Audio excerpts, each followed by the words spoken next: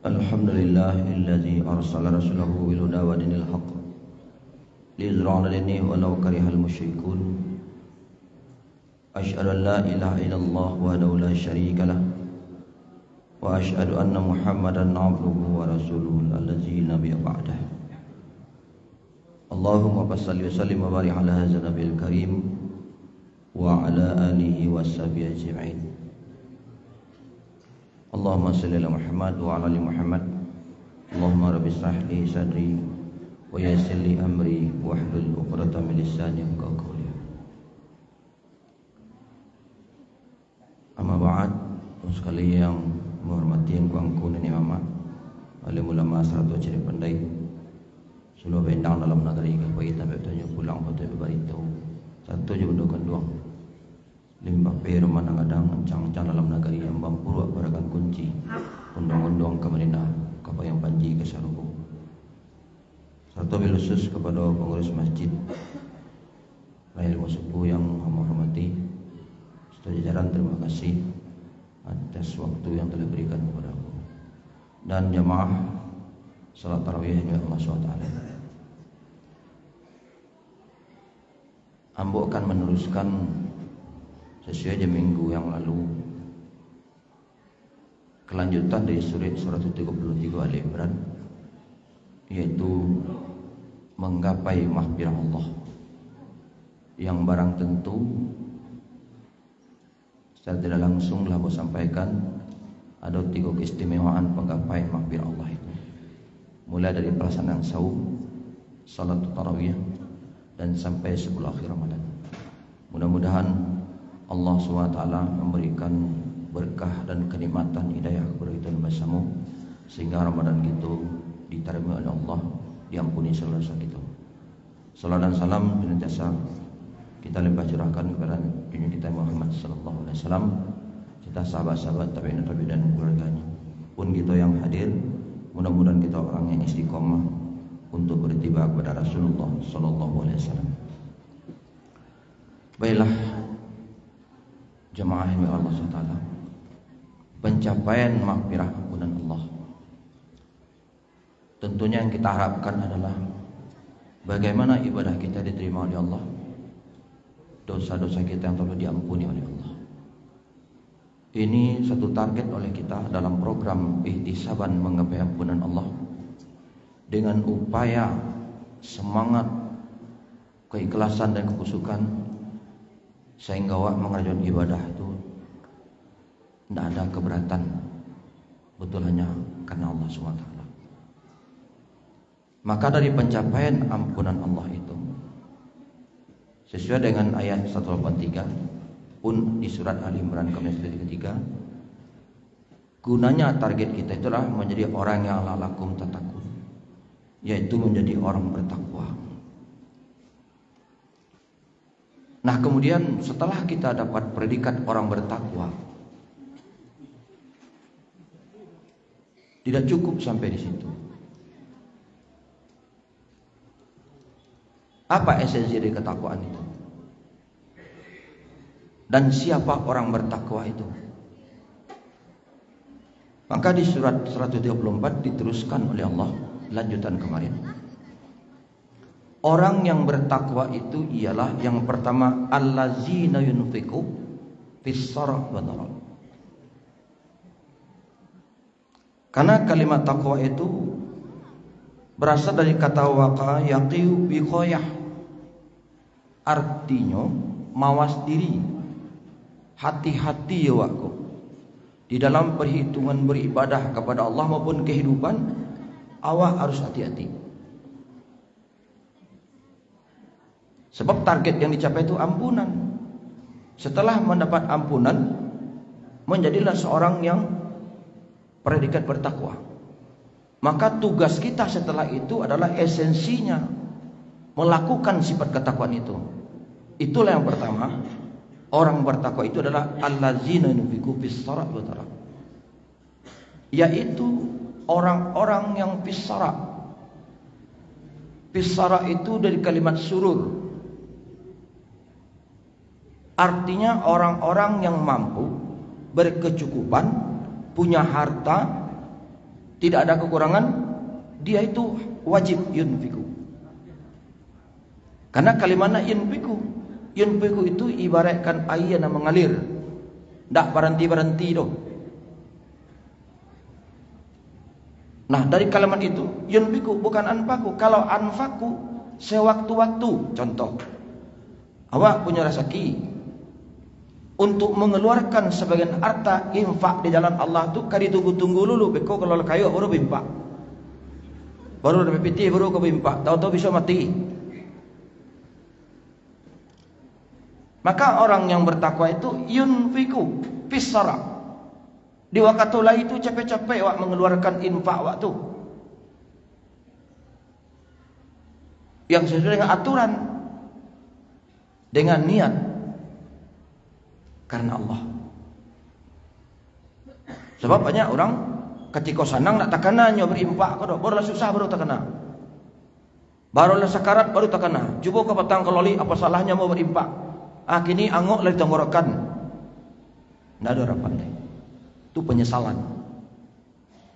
Pistola dari kalimat surut. Orang yang mampu, cukup, memadai, sanggup untuk berimpak. Kemudian wadara. Wadara itu dari kalimat madarat. Orang yang sakit-sakit, tidak punya rato, tidak ada kemampuan untuk melakukan yunfiku, berimpak di jalan Allah. Bahasa rohnya, tidak harus jepiti loh. Anak ada potensi dia awak, pemikiran, nasihat, pengetahuan, jalan terbaik dengan fikiran itu wadara. Atau memang orang kau sakit-sakit, susah, usaha sulit, keadaan sulit, tapi nya selalu yunfiku. Maka tanda ciri orang bertakwa itu allazina yunfiku bisara wadara. Dia selalu mengeluarkan hartanya berimpak di Allah, baik di waktu senang maupun itu sempit. Jadi kalau lah dibuat susah, dianjurkan untuk mengeluarkan infak itu, sekalipun tidak berbentuk harta. Ananado Nabi SAW berikan pengetahuan, nasihat atau pemikiran yang terbaik, apalagi dengan harta yang ada. Itu yang pertama. Yang kedua, ciri orang bertakwa itu adalah wal qaziminal ghaiz. Orang yang mampu menahan amarahnya dari keinginan nafsu yang tidak terkontrol. Sebab menurut pemahaman dalam ilmu tafsir, sebagian para ulama mengatakan wal qaziminal ghaiz itu bersumber dari kalbu manusia, hati. Jadi kalau hati kalau dikotori oleh perbuatan maksiat dan dosa, maka tingkat stres untuk meninggikan amarah itu cukup capek, tidak terkontrol lain. Contoh, malam waktu tua kalalo, wae aja batanggang, bapiki aja baru, babe ko wiswa, hari karayu, macam-macam orang tidak membali. Padahal yang dipikir itu adalah takdir Allah. Awak tidak sadar ketika itu bahwa kehidupan yang terjadi adalah takdir Allah. Karena kita tidak yakin kepada keimanan, maka lepas kontrol lah, emosi naik. Talambe makan banyak memanu, atur lalu pukul 10 sampai pukul 4 pagi begadang baru masuk angin. Maka kembung besok kurang makan, timbullah penyakit mah. Tu waqaz minal ghaiz. Jadi tidak sekata penelitian para ahli dokter tahun 80, penyakit yang berkaitan dengan kalbu, hati cakap adalah wal qalbi minal ghaiz. Tidak bisa meredam antara keseimbangan antara zikir dengan fikir. Maka manusia itu ada kehidupan yang diperhatikan terhadap diri kita. Kebutuhan azikru kepada Allah untuk melakukan ibadah dalam berbuat dari kehidupan kita, dari rezeki yang diberikan Allah. Kemudian tingkat berpikir yang ada batasnya, karena manusia kau ada batas. Kalau lama-lama di bayi jauh pikir, putih tali ka satu, kau nak putih tali kiri dia. Atau orang lebih-lebih saya siang hari, tentu pengenalan dia. Kamu besok salat atau lambat sebuah kesiangan lain. Karena pemikiran. Padahal yang dipikir itu takdir Allah, tak perlu pikiran doh. Yakinlah apa yang terjadi besok itu Allah menentukan. Baik buruk Allah yang menentukan. Sulit ekonomi Allah itu takdir. Maka dalam diskusi Allah mengatakan, "Malam yarda bikadaihi." Apakah kalian tidak yakin kepada ketentuanku? Dari cobaan hidup, kepahitan, kesenangan, itu cobaan. Itu yang pertama. Kemudian walam yasbir ala balahi. Apakah kalian tidak sabar terhadap cobaan dan ujian dariku? Itu kini terjadi kok. Yang ketiga, walam yashkur ala ni'mahi. Apakah engkau tidak bersyukur terhadap rezeki yang telah kuberikan? Dahulu waktu tua dikira rezeki di Allah, lai awak bisurur, lai di kerajaan infak tu. Ketika susah waktu kini ku mulai berpikir yang macam-macam, berkeluh kesah dalam hidup, padahal konteksnya tidak bersyukur kepada Allah. Kalau ini yang terjadi, tidak yakin kepada ketentuan Allah, tidak bersyukur, tidak sabar terhadap ujian dan cobaan, tidak bersyukur terhadap diberikan Allah, mau peknya baru kata Allah, fadliat lagi ilazui, cari Tuhan selain aku. Langit mah sampai balin doang, bumi mah sampai bijak. Sebab Allah yang mengendalikan. Awak manusia makhluk dari. Jadi wal qasimil lagi, keseimbangan antara zikir dengan fikir. Maka kebutuhan rohani itu ialah yang harus isi dengan melalui hubungan ibadah dengan Allah. Salat, mencari ilmu, baca Quran, berzikir kepada Allah. Nah, dalam kondisi berzikir itu paling sulit itu apa? Kalau zikir banyak orang berzikir tiap hari, gampang, astagfirullah, subhanallah. Tapi yang paling sulit itu dari zikir itu sakharo, menghadirkan Allah. Itu yang sulit. Orang kalau melakukan tindak pidana korupsi, nyo bukan zikir. Paginya barangkali rumah, bismillahirrahmanirrahim, la haula wala quwwata illa billah. Nyo zikir tu. Tapi ketika zikir itu nak zakharo, tidak menghadirkan Allah dari perjalanan zikir itu. Kalau ingatlah orang ketika itu menghadirkan Allah, orang nak mengerjakan. Ku diharamkan oleh Allah. Itu yang paling sulit. Jadi bahawa buang juga Allah. Kalau itu yang terjadi, kalau hanya sekedar lisan dalam zikir tapi tidak ada zakharo, menghadirkan Allah, itu yang paling sulit. Dan mudah-mudahan bisa untuk merespon diri kita masing-masing antara zikir dengan fikir itu, agar temperatur awak itu tidak naik, amarah itu tidak memuncak, karena amarah itu adalah sebagian dari lawan yang harus kita lawan.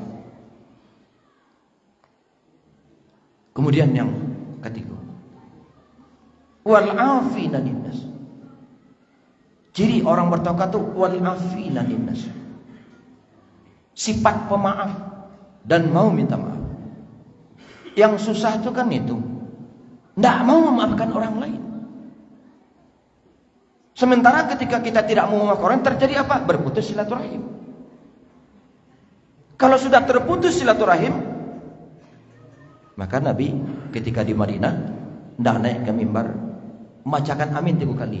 Yang ketiga amin itu, kata jemaah, apa yang engkau aminkan ya Rasulullah? Telah datang Jibril kepadaku, lalu aku ucapkan amin. Apa kata Jibril? Wahai Muhammad. Berkata Jibril, wahai Muhammad, alah sampai puasa kau masuk hari ke-30, 21 sampai 30, masih aku lihat di antara umatku berputus silaturahim. Lalu bagaimana orang ini? Wahai Jibril, kalau mati berapa saudaraku? Maka dalam sebuah hadis, la yadkhul jannah qattihur rahim. Tidak ada tempat di surga bagi orang berputus silaturahim. Makanya sambungkan. Kalau tak kena capek-capek sambungkan. Maka diperintahkan oleh Al-Quran, man kana yu'minu billahi wa yawmil akhir falyasil rahim. Barang siapa yang beriman kepada Allah, yakin kepada hari akhir, falyasil, sambungkan silaturahim. Jadi sifat wal afina innas itu amuah minta maaf dan mau memaafkan orang lain. Itu ciri orang beriman yang bertakwa. Jadi kalau kategori orang bertakwa tidak mau memaafkan kesalahan orang lain, berarti tidak di luar konteks itu. Yang terbaik yang melakukan sifat pemaaf itu adalah orang paling dulu mengulurkan tangannya minta maaf. Maka yang terbaik kata Nabi adalah Orang yang dahulu itu selama tangannya berjabat diampuni, pada waktu itu dosanya gugur. Nah, itu yang paling sulit. Nah, ini harus kita perhatikan 3 dari ciri-ciri orang bertakwa agar ibadah Ramadan kita diterima oleh Allah. Karena yang kita cari adalah ampunan Allah, yaitu iskun minan nar. Kemudian apa trik kita adalah ampunan yang kita cari kalau kita tidak ada kehati-hatian dalam beribadah. Sia-sia ibadah aja. Makanya kata Nabi, banyak orang yang saum tapi tidak dapat apa-apa dari saum itu. Kecuali sekarang lelah. Banyak orang yang salat tarawih tapi tidak dapat apa-apa saat itu. Kerjanya lelah. Sebab kata Nabi, kenapa? Karena keimanan. Ada yang menghalang antara hati kita dengan Allah itu. Oleh karena itu, sekarang hari ke-24 doa ya. 25, lah 25 hari kini. Tinggal berapa lagi? Mari kita tingkatkan ibadah qiyamul lail kita. Kalau ingin mendapatkan ampunan Allah, pertama dari mulai Isya, habis salat Isya tingkatkan ibadah kita sampai melakukan tarawih, bacaan Quran, berdoa kepada Allah, bermohon ampun kepada Allah, lalu bersedekah. Jadi bagian orang yang yunfiqu itu sebagian daripada orang yang mengeluarkan sedekah. Itu bagian dari pencapaian ampunan Allah. Karena sedekah di bulan Ramadan itu as-sadaqati bi sadaqati fi Ramadan. Sedekah di bulan Ramadan itu lebih afdal. Maka upayakanlah kalau kita ingin menggapai ampunan Allah, kita mendapatkan ghufirallahu ma taqaddama dzambi. Oleh karena itu, di hadis terakhir tentang malam Lailatul Qadar, kata Nabi, man qama Lailatul Qadri imanan wa ihtisaban ghufirallahu ma taqaddama dzambi. Barang siapa yang mendirikan qiyam, memanjangkan salatnya, ya, karena iman, ihtisaban mengharap ampunan dari Allah di malam Lailatul Qadar, ghufirallahu ma taqaddama min dzambi, maka Allah ampunkan dosanya yang telah berlalu. Nah, kemudian di malam 10 akhir ada malam ganjil yang disebut khairum min albisari. Jadi 10 akhir itu sebagian para mufassir mengatakan khairum min albisari, ada nawak karajukan selama 10 hari itu termasuk khairum min albisari. Ada yang punya versi hanya di malam ganjil saja. Tapi banyak mufassir mengatakan setiap karaju amal ibadah kita 10 akhir itu dikatakan khairum min albisari dengan syarat imanan wa ihtisaban. Maka khairum min albisari itu lebih baik beribadah daripada 1000 bulan. Maka 1000 bulan itu didefinisikan oleh Ibnu Abbas 83 tahun sampai bulan. Alhamdulillah, bonus pahala yang diberikan Allah kepada kita, orang yang menggapai maghfirah ampunan Allah. Mudah-mudahan Allah memberikan rahmat dan hidayah kepada kita, memberikan kekuatan keimanan sehingga Ramadan kita diterima Allah SWT. Rabbana zalamna anfusana wa illam taghfir lana wa tarhamna lanakunanna minal khasirin. Rabbana atina fid dunya hasanah wa fil akhirati hasanah wa qina adzabannar. Walhamdulillahirabbil alamin. Assalamualaikum warahmatullahi wabarakatuh.